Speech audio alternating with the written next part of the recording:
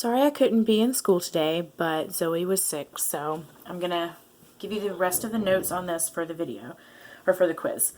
So we finished this up yesterday, and if you did your counts, what you should notice is that whatever you had in your reactants, the numbers that you had before the reaction were the same as the numbers after the reaction. So if you had 4 before, you'd had 4 after, 6 before, 6 after.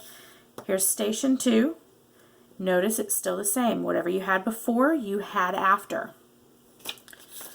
On page 25, again, whatever you had before was the exact same after. And then for station 4, same thing. Whatever you had before, you had after. So the reactants, the atoms in the reactants always equal the atoms in the products. Now, for this one, which we did not get a chance to go over yesterday, you had 2 hydrogens, 2 oxygens. You were able to make 1 water molecule, and you had 1 oxygen left over. So you still have the same thing. It's still 2 and 2. It's just 1 left over, and then 1 in the atom. So yes, you had an oxygen left over. In order to make all water, we would have to have 2 more hydrogens or another H2.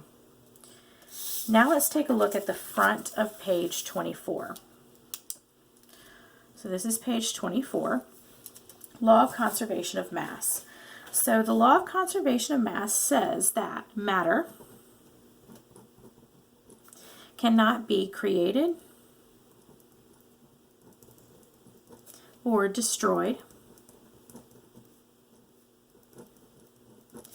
but it can change forms.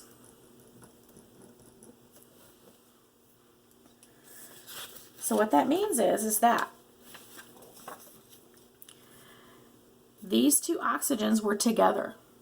They changed form from oxygen gas and attached to the iron to make rust.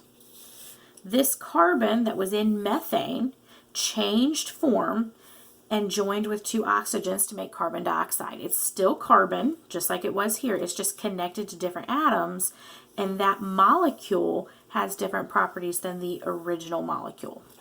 So it's not created, it's not destroyed, nothing else came in, but it can change form in a chemical reaction. Now, this last part of this is whatever you have before a reaction, you will have the same amount after the reaction. This is the important part that is on your quiz today, and it's also on your quarterly assessment. You need to understand that whatever you go into a reaction with is the exact same thing that you get out. Remember, there is no talking during the quiz. You will need to make sure that you grab your technology number. If your number has a G, you're in the cart near my desk. If your number does not have a G, you are in the cart that is not near my desk, either on the opposite side of the room or possibly out in the hallway with Mr. Willard. Ask the substitute where the other cart is if you aren't sure.